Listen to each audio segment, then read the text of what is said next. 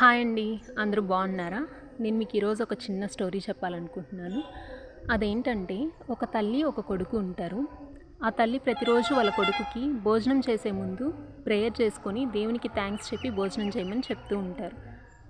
ఆమె ప్రతిరోజు అలానే చెప్తూ ఉంటారు. బట్ వాళ్ళ కొడుకు మాత్రం ఏ రోజు అది పాటించడు. ఒకరోజు వాళ్ళ ఇంటికి ఒక బెగ్గర్ వస్తారు. అతను అమ్మ అన్నం ఉందా అని అడుగుతాడు. అప్పుడు వాళ్ళ మదర్ అతన్ని లోపలికి పిలిచి అన్నం పెడతారు. అతడు అన్నం తిన్న తర్వాత ఏం మాట్లాడకుండా సైలెంట్గా వెళ్ళిపోతాడు. అది చూసిన కొడుకుకి చాలా కోపం వస్తుంది. అరే ఇదేంటి, లోపలికి పిలిచి అన్నం పెడితే కనీసం కృతజ్ఞత కూడా చెప్పకుండా వెళ్ళిపోతున్నాడే అని. అప్పుడు వాళ్ళ మదర్ అంటారు, మరి ప్రతిరోజు మనకు దేవుడు భోజనం ఇస్తున్నాడు కదా, ఏ ఇబ్బంది లేకుండా, మరి నువ్వు దేవునికి కృతజ్ఞత చెప్తున్నావా అని. ఈ విషయం నీకు అర్థం అవ్వాలని నేనే అతనికి చెప్పాను, నువ్వు లోపలికి వచ్చి అన్నం తిని ఏం మాట్లాడకుండా వెళ్ళిపోమ్మని. అప్పుడు ఆ కొడుకు రియలైజ్ అవుతాడు, నిజమే కదా, నేను ఏ రోజు దేవునికి కృతజ్ఞతలు చెప్పలేదు అని. మనం ఈరోజు ఏమై ఉన్నామో అది కేవలం దేవుని కృపా కనికరం వల్ల మాత్రమే మనం పొందుకున్నవి. అంతేగాని మన గొప్పతనం ఏమీ లేదు. కానీ మనలో చాలామంది అది గుర్తించరు.